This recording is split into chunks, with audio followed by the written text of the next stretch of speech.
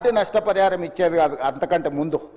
కానీ డాక్టర్ మన్మోహన్ సింగ్ గారు తీసుకొచ్చిన 2013 భూసేకరణ చట్టం ద్వారా గ్రామాలలో ఉన్న ముంపుకు గురైతున్న గ్రామాలలో ఉన్న నిరుపేదలు ఎవరైతే ఉన్నారో కుల వృత్తులను చేతి వృత్తులను నమ్ముకున్న వాళ్ళకు కూడా ఖచ్చితంగా ప్రభుత్వం సహాయం అందించాలి. గ్రామమే మునిగినప్పుడు గ్రామం మీద ఆధారపడి బతుకుతున్న వాళ్ళు నిరాశ్రయులైనప్పుడు ఎక్కడికి వెళ్ళాలనో ఎక్కడ బ్రతకాలనో తెలియని పరిస్థితి.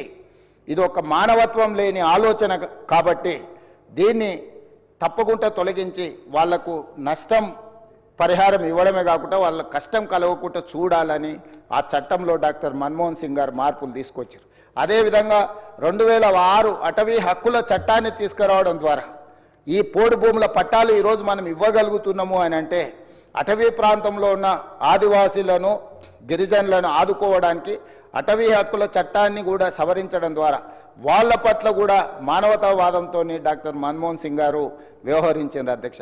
ఈ రకంగా చెప్పుకుంటూ వెళ్తే మనకు డాక్టర్ బాబాసాహెబ్ అంబేద్కర్ గారు రాజ్యాంగాన్ని ఇవ్వడం ద్వారా ఎంత గొప్ప పరిపాలన అందించడానికి వారు పునాదులు వేసిండ్రో ఆ స్ఫూర్తిని కొనసాగించే విధంగా ఆ స్ఫూర్తితో పరిపాలనను అమలు చేసే విధంగా డాక్టర్ మన్మోహన్ సింగ్ గారు చట్టంలో మార్పులు తీసుకొచ్చి ఆ మార్పుల ద్వారా ప్రజలకు మేలు జరిగే విధంగా వారు నిర్ణయాలు తీసుకున్నారు అధ్యక్ష.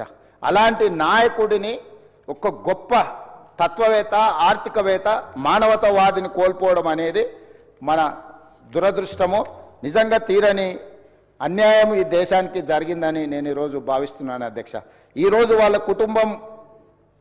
కుటుంబం బాధ కంటే ఈ దేశంలో ఉండే నిరుద్యోగ యువత ముఖ్యంగా ఈ దేశంలో ఈరోజు ప్రపంచానికే మన మేధా సంపత్తిని ఎగుమతి చేయగలుగుతున్నాము అని అంటే ఈరోజు సరళీకృత విధానాలు తీసుకురావడం ద్వారా మన దగ్గర చదువుకున్న ఇంజనీర్లు కావచ్చు లేకపోతే మేధావులు కావచ్చు ఈరోజు ప్రపంచంలో ఐటీ రంగాన్ని శాసించగలుగుతున్నాము అని అంటే వారు తీసుకొచ్చిన సరళీకృత విధానాలతో ఈ దేశంలో చదువుకున్న విద్యార్థులు ప్రపంచ దేశాలనే ఆర్థిక రంగాలలోనే కాకుండా సాంకేతిక రంగాలలో శాసించగలిగే స్థాయికి మనం ఎదిగినము అని అంటే ఇందులో డాక్టర్ మన్మోహన్ సింగ్ గారి యొక్క పాత్ర వారి యొక్క ఆలోచన విధానాన్ని మనం స్మరించుకోవాల్సిన అవసరం ఉన్నది అధ్యక్ష ఈ సందర్భంగా ఈ సభలో.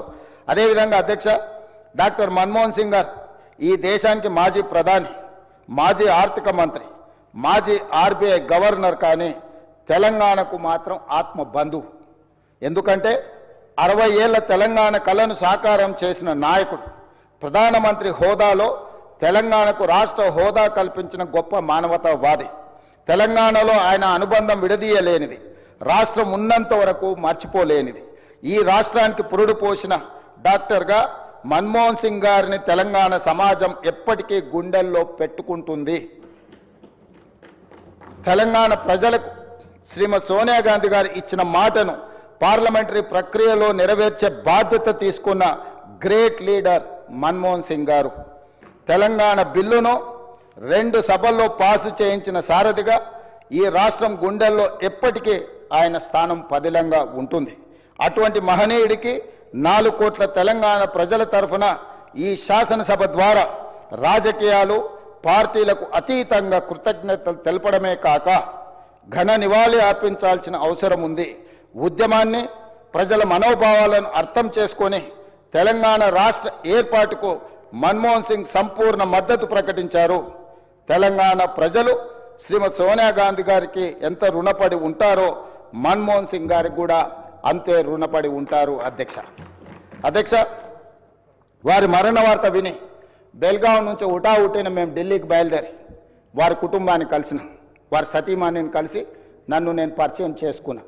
ఎందుకంటే వారికి నివాళులు అర్పించి వారి సతీమణి గారికి ప్రగాఢ సానుభూతి తెలపాలన్న ఆలోచనతో వారి సతీమణిని కలిసి నేను రేవంత్ రెడ్డిని తెలంగాణ రాష్ట్ర ముఖ్యమంత్రిని నమస్కారం పెడితే కూర్చో అని చెప్పి తెలంగాణ రాష్ట్రం వారు చాలా ప్రత్యేకమైన పరిస్థితుల్లో ఆ రాష్ట్రాన్ని మీకు ఇవ్వడం జరిగింది.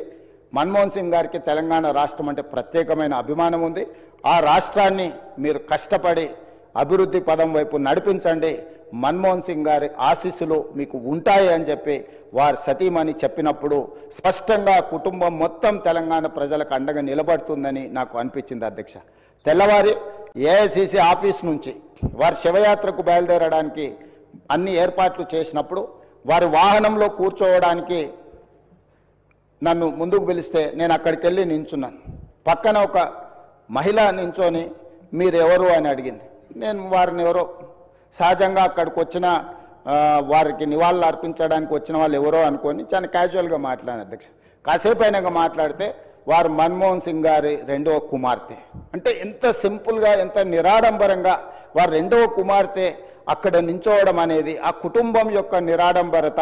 అంటే ఒక ప్రధానమంత్రిగా 10 సంవత్సరాలు, ఆర్బీఐ గవర్నర్గా, ఆర్థిక మంత్రిగా వివిధ హోదాలలో ఈ దేశానికి సేవలు అందించిన మన్మోహన్ సింగ్ గారి కుటుంబము అంత నిరాడంబరత ప్రదర్శించి, అంత సామాన్యులు అక్కడికి వచ్చిన వారి అభిమానులు, వారి శ్రేయోభిలాషుల మధ్యలో నించొని వారి నివాళులు అర్పించే కార్యక్రమంలో పాల్గొన్నారంటే వారు ఒక గొప్ప విలువలతో వాళ్ళ పిల్లలని, వాళ్ళ కుటుంబాన్ని ముందుకు నడిపించిండు. వాళ్ళ కుటుంబానికే కాదు అధ్యక్ష, ఈరోజు ఈ దేశ యువకులకు అందరికీ కూడా డాక్టర్ మన్మోహన్ సింగ్ గారు ఆదర్శము. వారి ఆదర్శాలను తీసుకొని వారి మేధోశక్తిని మన యువత అందిపుచ్చుకొని వారు ఇచ్చిన అవకాశాలను మనం ఈరోజు ప్రపంచానికి సేవలను అందించే, ప్రపంచాన్నే శాసించే స్థాయికి ఈరోజు మన దేశం ఆర్థికంగా నిలబడ్డది అధ్యక్ష. ఆర్థికంగా, రాజకీయంగా, సాంకేతికంగా ఈరోజు అన్ని రకాలుగా ఈ దేశం బలపడ్డది. ఈ దేశం ప్రపంచంతో పోటీ పడుతున్నదంటే డాక్టర్ మన్మోహన్ సింగ్ గారి సేవలు ఎన్నో ఈ దేశానికి ఉపయోగపడ్డాయి అధ్యక్ష. అలాంటి గొప్ప